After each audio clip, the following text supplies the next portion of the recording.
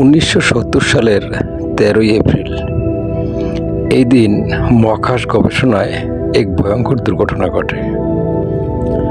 আপনি জানেন কি ঘটেছিল সেই দিন?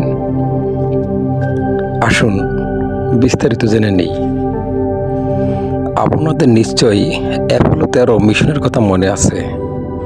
এটি 1970 সালের 11ই এপ্রিল 3 জন মহাকাশচারীকে নিয়ে চাঁদের উদ্দেশ্যে পাড়ি দেয়।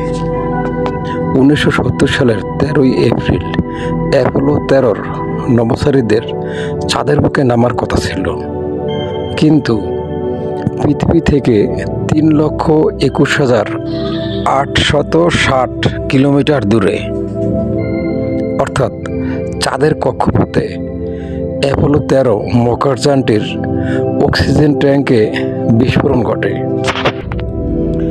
ফলে সেটি রূপ নেয় নভোচারীদের জীবনের লড়াইয়ে। নাসার প্রকৌশল বিজ্ঞানীরা চমৎকার এক পরিকল্পনা এবং এক দুঃসাহসিক অভিযানের মাধ্যমে লুনার মডিউলকে জীবন নৌকা হিসেবে ব্যবহার করে এবং নভোচারীদের নিরাপদে পৃথিবীতে ফিরিয়ে আনে।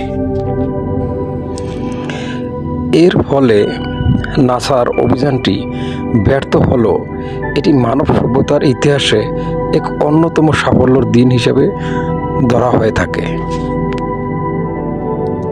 নাসার এই দুঃসাহসিক অভিযানটি সফলভাবে ব্যর্থ অভিযান হিসেবে ইতিহাসের পাতায় চিরদিন থাকবে।